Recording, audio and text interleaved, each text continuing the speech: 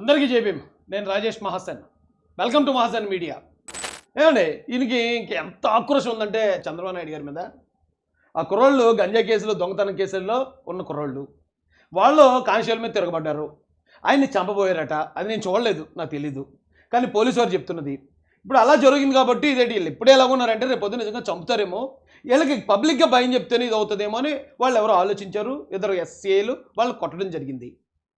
అలా గొడవ అక్కడున్న పోలీస్కి, అక్కడున్న ముగ్గురు కుర్రోళ్ళకి. దానికి అసలు జగన్మోహన్ రెడ్డికి సంబంధం లేదు. అసలు జగన్కే సంబంధం లేకపోతే ఒక ఖాళీ కూర్చున్నాడు కాబట్టి వాళ్ళు వెళ్ళాడు అనుకుందాం. వెళ్ళి అక్కడ చంద్రబాబు నాయుడు గారి గురించి ఏం మాట్లాడుతున్నాడు చూడండి. కేసులు ఉన్నాయని నేను అడుగుతా ఉన్నా. ఇదే చంద్రబాబు నాయుడు మీద 24 కేసులు ఉన్నాయి. చంద్రబాబు నాయుడు మీద 24 కేసులు ఉన్నాయని చెప్పి చంద్రబాబు నాయుడు గారిని నడు రోడ్డు మీదకి తీసుకొని వచ్చి తన్నడం ధర్మమే అవుతుందా అని అడుగుతా ఉన్నా. తన్నడం ఆ మాటలోనే చూడండి అతనికి ఎంత ఆక్రోశం ఉందో చంద్రబాబు నాయుడు గారి మీద. ఇప్పుడు జగన్మోహన్ రెడ్డి గారు, చంద్రబాబు నాయుడు గారు అంటే మీ తండ్రి వయసు ఉన్న వ్యక్తి అండి. మీ తండ్రి సమానులైన, మీ తండ్రికి స్నేహితుడు. ఒకవేళ ప్రత్యర్థి అయితే అయి ఉండొచ్చు, కానీ వాళ్ళిద్దరూ మంచి స్నేహితులు. మీ తండ్రి సమానమైన వ్యక్తిని, ఆ వయసులో ఉన్న వ్యక్తిని ఏమంటే మీ కేసులోనే మిమ్మల్ని కూడా అలా కొడితే బాగుంటుందా? పోనీ ఓకే, మీకు ఒళ్ళుడు కాక అక్కడ దాకా అన్నారంటే అర్థం ఉంది. కానీ ఆయన తీసుకొచ్చి తన్నడం, తన్నించేయాలి, ఆయన్ని చంపేయాలి. అంతకుముందేమో కాల్చి పాడేయాలన్నారు మీరు. తర్వాత ఏమో తీసుకెళ్ళి తప్పుడు కేసుల్లో జైల్లో పెట్టి చంపేయాలని చూశారు. ఇప్పుడైతే బయట తీసుకొచ్చి తన్నించేయాలనిపిస్తుంది. ఎందుకండి బాబు ఇంత ఆవేశం, ఇంత ఆక్రోశం? చెక్ చేయించుకోండి, బీపీ గీపీ ఏమన్నా వచ్చేసేమో. రాజకీయాల దాకా ఉంచండి బాబు. మరి ఇంత గౌరవం ఎందుకండి? అంత పెద్ద వయసు ఆయన్ని కనీసం మినిమం రెస్పెక్ట్ ఎలాగ ఇవ్వటం మీకు ఎప్పుడు నేర్పించలేనట్టుంది.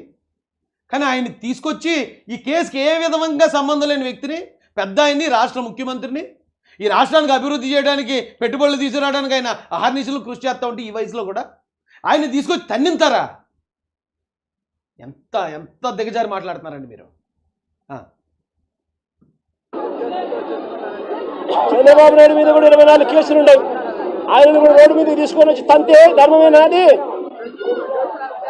ఇదే పోలీసులను అడుగుతా ఉన్నా. తన్నించేయాలని మీలాంటి వాళ్ళు చాలామంది అనుకుంటారండి. కానీ అది ఎవడబ్బతరం కాదండి. జగన్ గారు చంద్రబాబు నాయుడు గారిని రోడ్డు మీద తీసుకొచ్చి తన్నించేయడం అంటే, మీరు అప్పుడు పెట్టారు కేసు, తప్పుడు కేసు, జైల్లో పెట్టారు. చూసారా ప్రపంచవ్యాప్తంగా ఎలా వచ్చిందో రెవల్యూషను? ప్రపంచవ్యాప్తంగా ఉన్న ప్రతి తెలుగోడు బయటకు వచ్చి చంద్రబాబు నాయుడు వల్ల మా జీవితం నిలబడ్డది, తప్పుడు కేసులో అరెస్ట్ చేశాడు జగన్మోహన్ రెడ్డి అని చెప్పి మిమ్మల్ని తీసుకెళ్ళి 11 సీట్లు కూర్చోబెట్టారు. ఇంకా మీకు బుద్ధి రాకపోతే ఎలాగండి? ఇంకా మీకు జ్ఞానోదయం కాకపోతే ఎలాగండి? తన్నించేస్తాను తన్నటం 10 సార్లు. ఎందుకండి అలాంటి మాటలు? అది చంద్రబాబు నాయుడు గారి స్థాయి ఏం దిగజారదండి, మీ స్థాయి దిగజారిపోతుంది. రోజు రోజుకి మీ ఒల్లుడుకు అబ్బాయి తుడుకుపోతున్నట్టున్నాడు జగన్మోహన్ రెడ్డి గారు అని మీ స్థాయి దిగజారిపోతుంది తప్ప ఆయనకి ఏమిడే ఆకాశం మీద ఉమ్మూస్తుంది, మన ముఖం మీద పడుతుంది. మీరు తన్నించేయాలని మీరు ఒక్కడే కాదండి, చాలామంది అనుకున్నారు చరిత్రలో చంద్రబాబు నాయుడు గారిని తన్నించేద్దామని. అనుకున్న ప్రతి ఒక్కరు చరిత్రలో కలిసిపోయాడు తప్ప ఆయన ఇంకా చరిత్రలో నిలిచే ఉన్నాడండి. ఇప్పటికింకా రాక్ సాలిడ్గా నిలబడి ఉన్నాడు చంద్రబాబు నాయుడు గారు. ఇలాంటి వాళ్ళు చాలామంది అనుకుంటారండి అలాగా. కానీ తప్పండి అది. కనీసం వయసు కన్నా మర్యాద ఇవ్వాలండి.